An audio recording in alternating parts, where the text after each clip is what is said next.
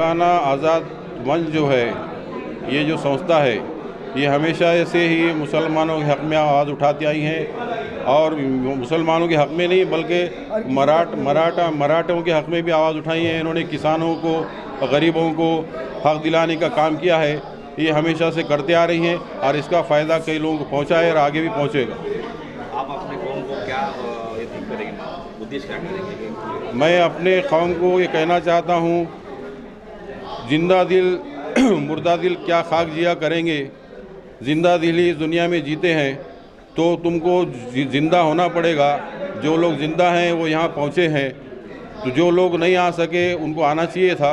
और मुसलमानों का हक़ की जब बात होती है, जो प्रोग्राम होता है, तो हमारे मुसलमान भाई पहुँचते नहीं हैं। जैसा कि दलवी साहब ने कहा, वो झारंगे पाटिल ने आंदोलन किया, पूरे महाराष्ट्र से मराठा कौम के लोग वहाँ पहुँचे। उसी तरीके से हमको भी वहाँ होने चाहिए। मैं आपको अपनी रियासत की बात बताऊं, मेरी रियासत में सबसे ज़्यादा एमएलए क्योंकि मुसलमान मेजॉरिटी में।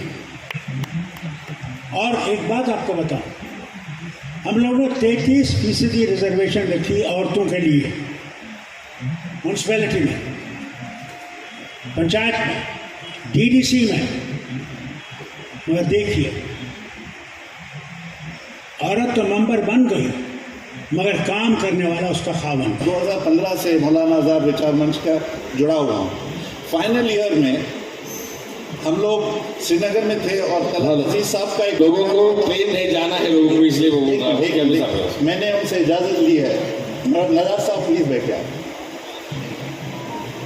तलत अजीज साहब का प्रोग्राम था और ये बहुत गौर से सुनिएगा, क्योंकि मैंने अपनी ज़िंदगी में किसी चीफ मिनिस्टर को अपनी गाड़ी चलाकर और किसी 2 विद्यार्थियों को रात को 2 बजे उनके घर ड्रॉप करते हुए कभी नहीं देखा है, न कभी सुना है। और मैं उसका चश्मदीद गवाह हूँ। उन्होंने हम 2 विद्यार्थियों को देखा और अपनी वो टोयोटा जीप चला रहे थे, रुकाए, बोले आप लोगों को कहीं जाना है? उनके एक पहचान वाले थे, बोला अंकल हमको यहाँ पर घर जाना है, अभी टैक्सी नहीं मिली। तो बोला बैठिए। और आकर उनका रेजिडेंस गुप्कार रोड पर है, हम लोग राजबाग में रहते थे।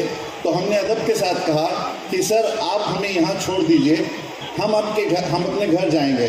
तो उन्होंने राजीव, मेरा जो दोस्त था, उनको देखकर कहा कि बेटा, I don't want you to drop your father to drop my son at 2 o'clock in the morning in the middle of a road.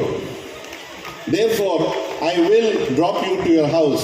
और उन्होंने हमको आकर अपने घर छोड़ा। कितने चीफ मिनिस्टर्स ऐसे करते हैं।